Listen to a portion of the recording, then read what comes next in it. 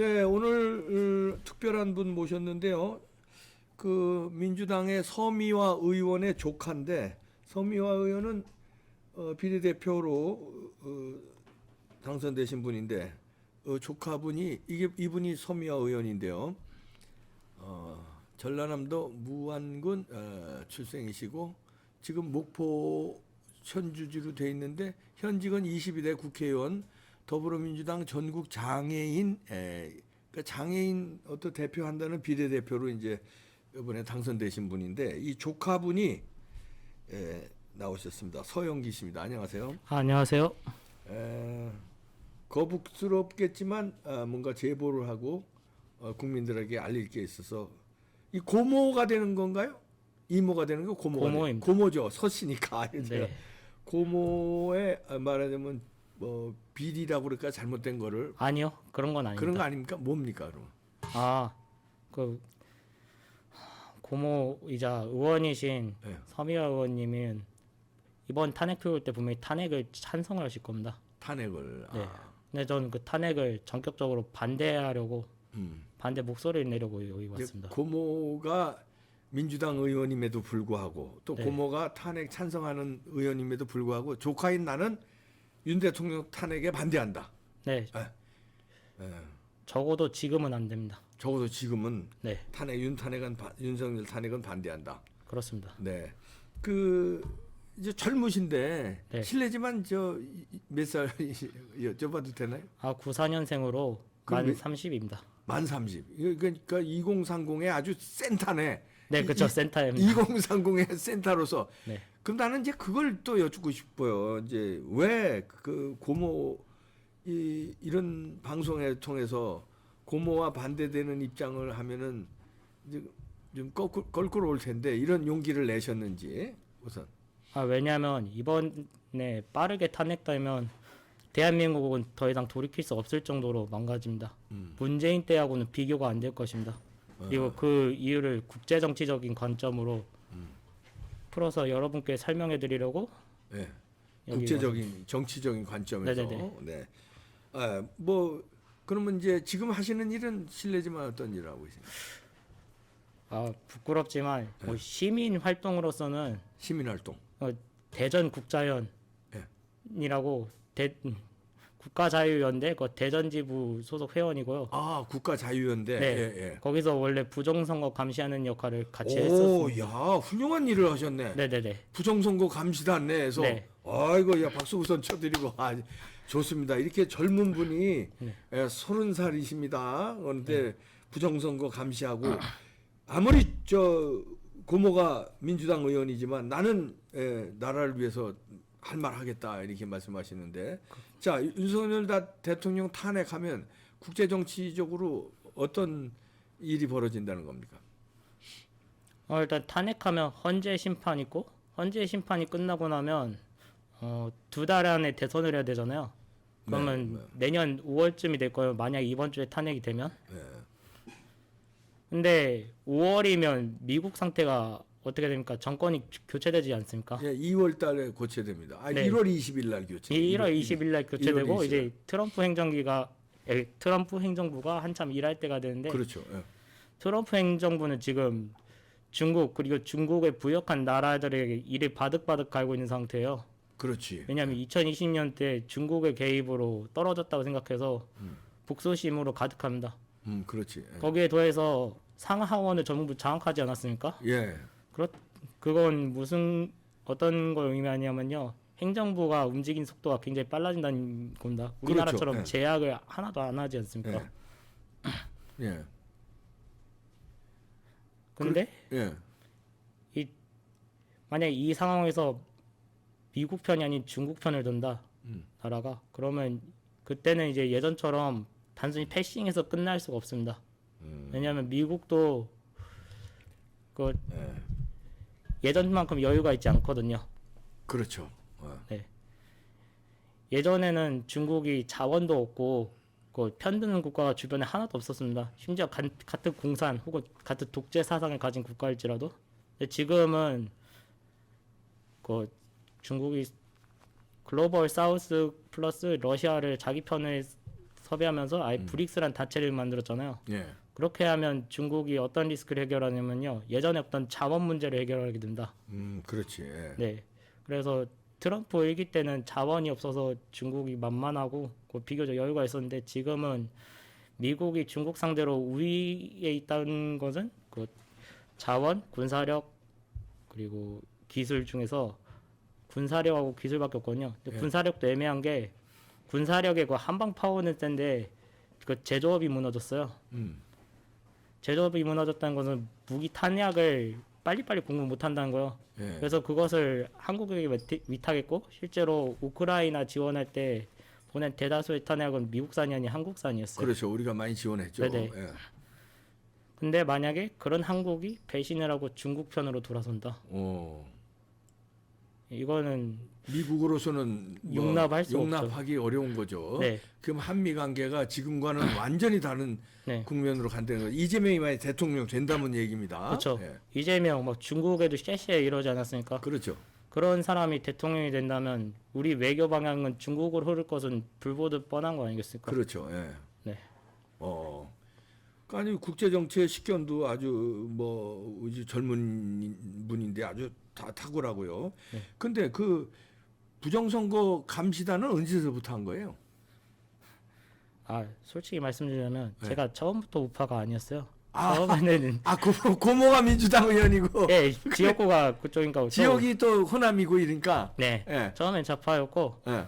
좌파였는데 예. 근데 부정선거 감시 활동은 놀랍게 2014년도부터 시작했습니다. 일찍 시작했네. 네 2014년이면 몇 살 때예요 그때? 21살 21살 때부터. 네네.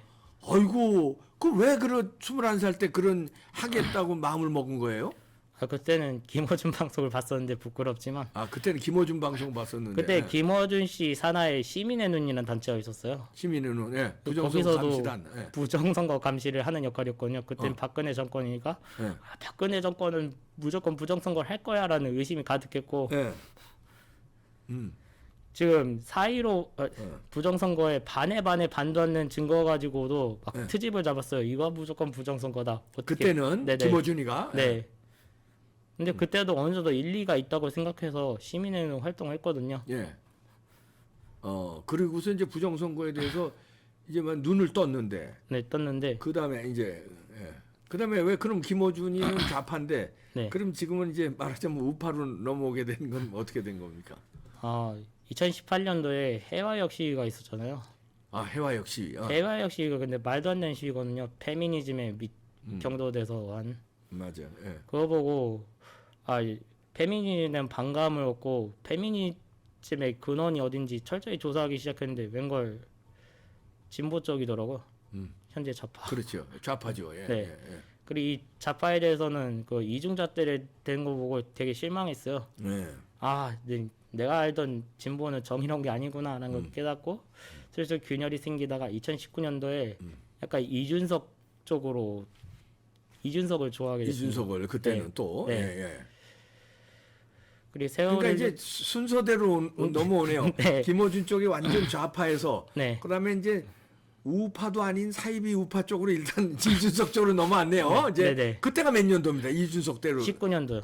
2019년에는 이준석이가 뭐 정당해 보였다 이런 얘기죠. 네, 근데 그때는 이제 나이가 아, 몇 살 때예요? 그때는 나이가 한 26? 26 요때는 이준석 네네. 쪽이 좀 섹시해 보인 거야 이제. 네네. 예. 말씀하세요. 예. 그러다 2019년 하반기에 예. 중국이 얼마나 큰 폐악질을 저지르는지 알게 됩니다. 음. 그래서 완전 반중침미 정신이 투철해졌는데 음. 그 와중에 그리고 2020년 4월 15일 날 부정선거를 목도하게 됩니다. 4.15 부정선거를 네. 목도했구나. 네. 이게 결정적이었네 이제. 네, 이게 예. 결정적이었습니다. 예. 4.15 부정선거는 뭘 보고 확신을 했습니다. 부정선거인지. 그 4.15 부정선거 일어나기 전에 예. 걸그룹이랑 보이그룹이 그 조작을 했어요. CJ 산하에. 예. 아, 그 아이즈원이었나? 그게 있었어 맞아. 네네네. 그 무슨 저 오디션 프로그램 뭐 이런 거 비슷한 건데 네. 거기서 조작한 게 나왔었죠. 예. 근데 그 조작의 이유가 득표율이 일정하다였어요. 예. 제가 생각해도 말이 안 되거든요. 사람은 다 생각이 다르고 그렇지. 지역구보다 성향이 다르는데 어떻게 득표율이 일정해요? 예. 플러스 마이너스 5%도 아니고 뭐 플러스 마이너스 1, 2% 내면 이거는 그렇지. 손해 본 거죠. 아, 근데 그 조작을 그 사전 투표에서도 그 비율을 똑같이 보게 된 거예요. 사전 투표 조작률이 비율이 일정했잖아요. 네네. 예. 수도권 다 63대 36 일정했잖아요. 네. 그렇죠. 그래서 예. 아 그래가지고 얘들이 미쳤구나 싶어서 블랙 시위를 나갔고 그러다가 블랙 시위를 했어요 그때. 네네. 그래 제가 세종 대전 쪽이었는데 블랙 시위를 대전에서 했더라고요. 네. 그래서 대전에서 나가서 자발적으로 블랙 시위 하다가 대전 국자에 알게 된 겁니다. 그래서 대전 국제 자유연대에 들어갔구만요. 그거 우파 단체죠, 그거는. 예, 그렇죠. 우파 강력한 우파 단체입니다. 네. 이제 거기 들어가서 본격적으로 이제 부정선거 감시단도 활동하면서 같이. 네네. 예. 그게 몇 년도입니까? 2020년도부터 4.15 총선 끝나자마자 그 다음에부터 그 다음부터 한 달 뒤에 한 달 뒤에부터. 네네. 그래서 그래서 지금은 어떤 활동을 하고 계세요? 지금은요. 생업 때문에 잠깐 일용직하면서 지내고 있었는데 예. 이번에 그 정치적으로 너무 큰 일이 터졌기 때문에 다시 계엄. 이제 세상에 나올 때가 됐다 아, 하고 판단해서 그럼 계엄에 대해서는 어떤 생각이세요? 그러니까 투트랙인데요. 예. 일단 선관위를 털지 않았으면 전 계엄에는 반대합니다. 음, 하지만 선관위를 털었기 때문에. 털었기 때문에 음, 이거는 어. 괜찮을 수도 있겠다. 예, 하지만 계엄은 그래도 조금 아쉬운 부분은 많다. 예. 포고령 좀만 더 논리적으로 썼으면 어땠을까? 포구령. 네, 좀 세련된 단어로. 네. 그리고 전공의를 굳이 넣을 필요가 있었나? 전공의에 대한 뭐 네. 체포한다든지 뭐 네. 이런 거 척결한다든지 네. 그런 거 굳이 여기는 안 났어도 되고 이건 다른 식으로 해결했어도 되는데. 네. 그 다음에 하지만 그럼에도 그럼에도 불구하고 탄핵은 안 된다. 탄핵은 안 된다. 왜냐면 탄핵하면요, 뭐 사람들은 어마어마한 막 정의 실현했다고 생각하겠지만 그 네. 정의 실현 뒤에 트럼프의 칼날에 맞아 죽으면 그게 무슨 소용이 있어요? 그렇죠. 국익에 네. 국가 이익이 우선이죠. 그래야 국민들이 잘 살게 되는 거고. 네, 그다음에 그건 이제 경제적인 관점이지만 국제 정치적인 관점, 경제적인 관점이지만 부정선거라는 거를 그냥 놔두고 대한민국이 존재하고 또 선거하고 또 선거하고 이러는 거는 이거는 말도 안 되는 거 아니에요. 일단 경제고 나발이고 이건 안 되는 거 아닙니까? 그죠? 사실 그래서 안 되죠. 예. 경제를 떠나서 우리 경제적으로도 뭐 그런 거지만 네, 말 안 된다. 그래서 근데 이렇게 우리 서영기 씨 같은 생각을 하시는 분들이 30살 그 친구들 그 나이 또래에 많아요? 아니요, 30% 내외라고 생각합니다. 이 안타깝네. 왜냐하면 국제 정치를 잘 알지 못하거든요, 사람들이.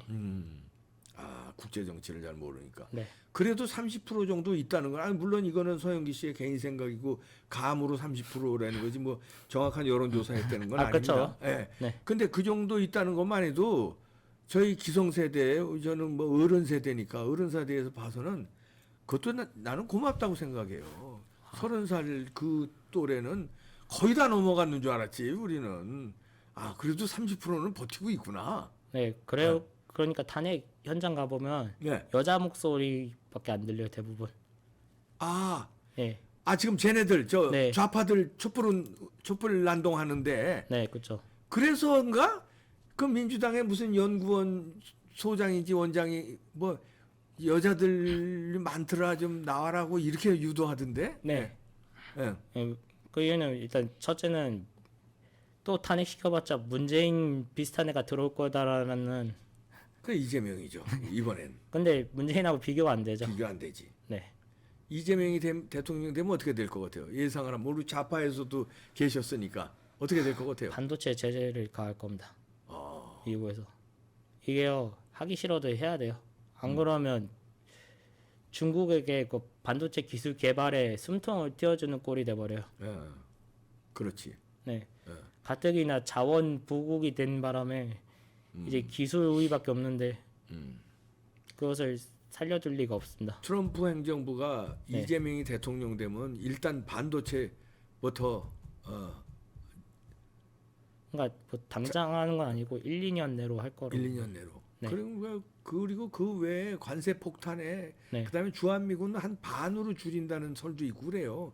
트럼프가 되면은. 네네. 왜냐하면 상하원을 지금 장악하고 있잖아요. 맞습니다. 상하원에서 통과시켜 가지고 지금은 2만 6천 명인가 아래로 지금 줄이지 못하게 해놨어요. 근데 네. 지금 트럼프가 상하원을 다 장악했기 때문에 공화당이 네, 소용없죠. 그렇기 때문에 뭐 트럼프 마음대로 지금 얼마든지 법도 바꾸고 이럴 수가 있거든요. 그렇죠. 그래서 그래서 이재명 같은 놈이 되면은 트럼프가 아주 엄청 손볼 거예요. 그럼 우리 경제고 외교고 우리 국가의 이익은 작살이 나는 거예요. 그리고 트럼프는 공언을 했잖아요. 자기 부정선거 밝히겠다고. 네, 맞습니다. 그게 큰 거 아닙니까?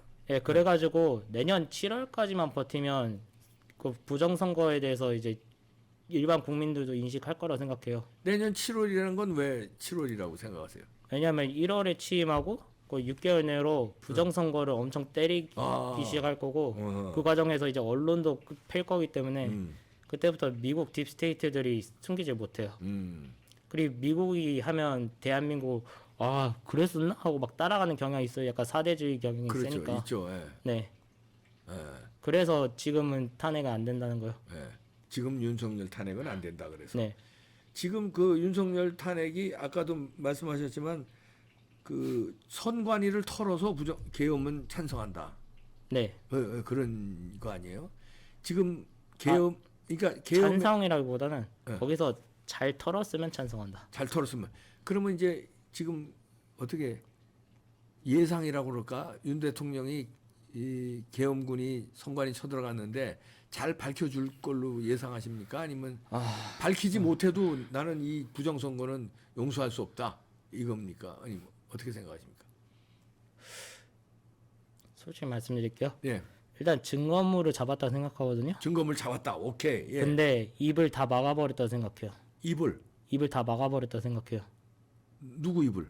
증거 그 어. 증명을 할 수 있는 증명할 수 있는 사람들. 네 어, 유일한 나온 게 정보사령관인데 정보사령관도 직위 해제되지 않았습니까? 그렇지 이번에. 네.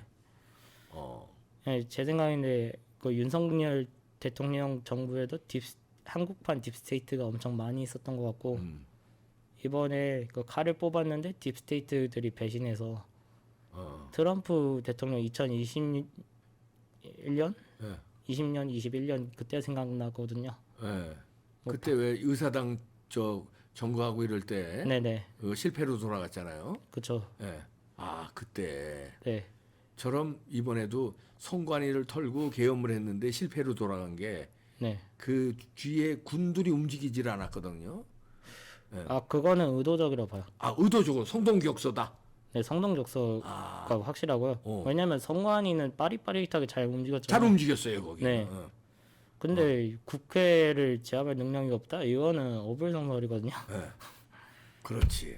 네. 우리 서영기 씨가 기대하는 대로 잘 됐으면 좋겠고요. 그러니까 이게 젊은 분들이 이런 식으로 방송에 나와서 용기 있게 이렇게 말하는 게 보통 용기가 아니거든요. 그리고 아물며 우리 더불어민주당의 고모가 서미어열인데 그럼 가족들이 이제 야단 맞는 거 아니에요? 일단 아빠하고는 아빠한테. 원래부터 사이가 안 좋았고 이제 어머니도 어머니하고도 아마 이 방송 나가면 이제 엄마한테도 이제 어머니한테도 의절 당하지 않을까. 의절당. 너 왜 그 보수 우파 방송에 나가서 그 이랬냐고. 수준이 아니죠. 이 반란군 새끼. 반란군 놈 새끼야. 그렇게 야단 맞겠구나. 그 이복이가 어떤 놈인데 거길 나가서. 그 동생들도 뭐라 할 거고요. 동생들. 네. 그 형제가 있어요? 네, 밑에 3명 있습니다. 3명이나 있어 동생이? 네, 근데 장남이에요? 네. 아이고. 동생들한테도 또 욕 먹겠네. 형 거기 왜 나갔어 이렇게. 야. 그럼에도 불구하고 이렇게 용기를 내주신 우리 서영기 씨 아주 너무 고맙고요. 네, 박수를 쳐드립니다. 이렇게 한 명이지만 한 명이 네. 나라를 구하는 거예요. 네. 특히 이렇게 젊은 층에서요. 이렇게 용기를 내주고 부정선거 감시단 활동도 하고 이렇게 기반의 반대를 무릅쓰고 나와서 이렇게 용기 있게 방송해주고 이게 이제 물결이 바뀌어집니다. 네. 이게 나라를 구하는 거예요. 서영기 씨 고맙습니다. 다음에 또 기회 되면 또 다른 주제로 우리 젊은 청년들의 목소리를 전해주세요. 마지막으로 할 말씀 있으면 또 못한 네. 말씀 해주세요. 저는 이번에 저번에 탄핵 부결시킨 국민의힘 의원님들께 한 말씀 드리고 싶습니다. 하세요. 의원님들, 여러분이 하고 있는 탄핵 부결 혹은 탄핵 반대는 단순히 사리사욕을 채우기 위한 그 욕망이 아닙니다. 여러분들이 하고 있는 행위는 대한민국이 몰락으로 가는 길을 막고 있는 신성한 일이고, 그로 인해서 대한민국이 살아날 확률이 조금씩 올라가고 있으니까 지치지 않고 잘 버텨주셨으면 좋겠습니다. 네. 이상입니다. 네, 우리 30살 젊은 청년의 이 경고 내지는 그 제안을 잘 국힘당 의원들이 받아들이기를 바랍니다. 고맙습니다 오늘. 네. 서영기 씨였습니다. 고맙습니다. 감사합니다. 존경하는 국민 여러분, 현재 대한민국은 풍전등화와 같은 위기 상황에 처해 있습니다. 모든 언론이 윤석열 대통령의 계엄 선포문을 숨기고 있으며 계엄은 무조건 잘못된 것이라고 국민을 속이고 있습니다. 과연 그러할까요? 윤석열 대통령의 계엄령 선포 원문을 들어보십시오. 존경하는 국민 여러분, 저는 대통령으로서 피를 토하는 심정으로 국민 여러분께 호소드립니다. 지금까지 국회는 우리 정부 출범 이후 22건의 정부 관료 탄핵 소추를 발의하였으며 지난 6월 22대 국회 출범 이후에도 10명째 탄핵을 추진 중에 있습니다.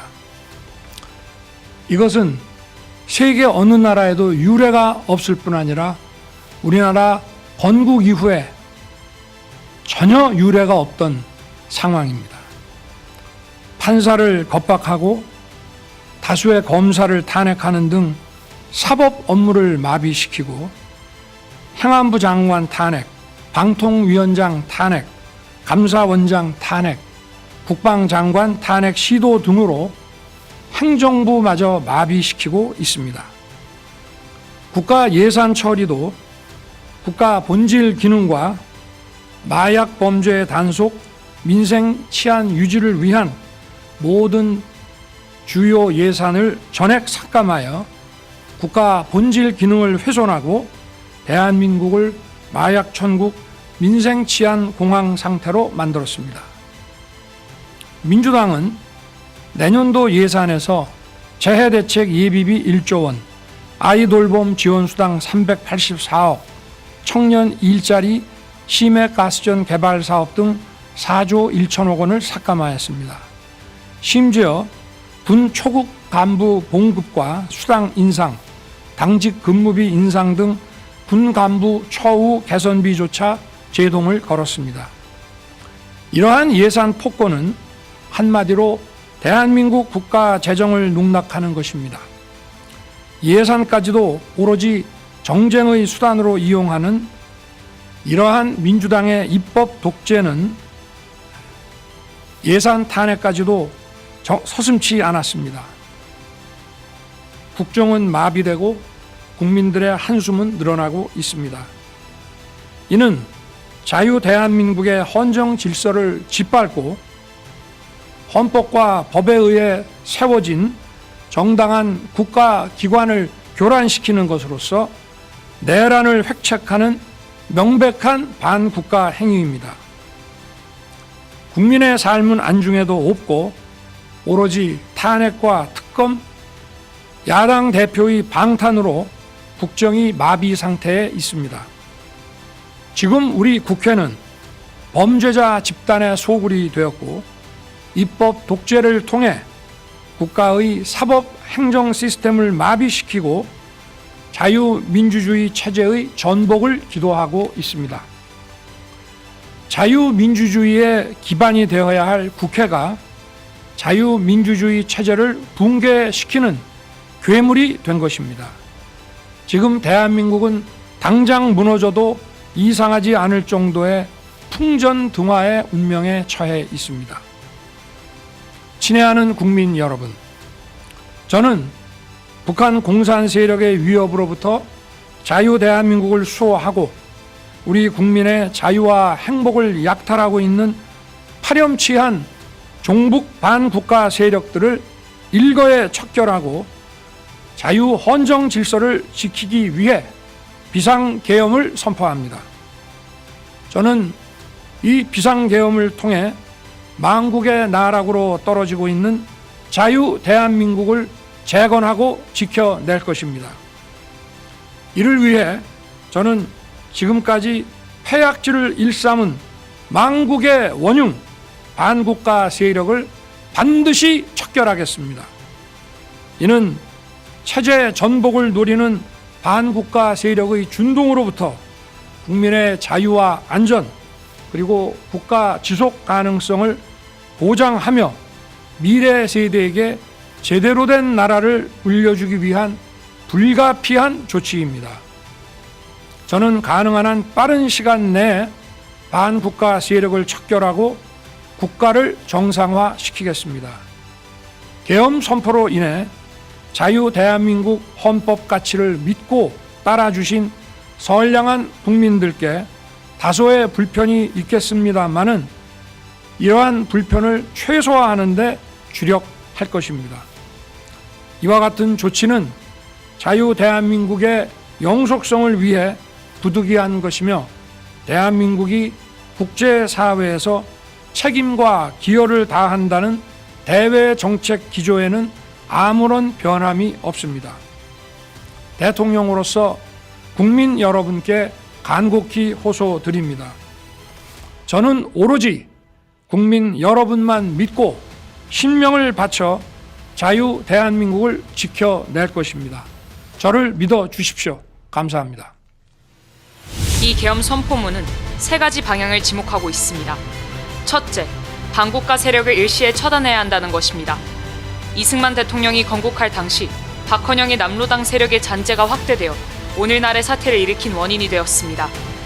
박정희 대통령의 5.16 혁명으로 반국가 세력이 제압되어 대한민국은 세계 경제 6위, 군사력 6위로 세계가 부러워하는 나라로 우뚝 성장했습니다.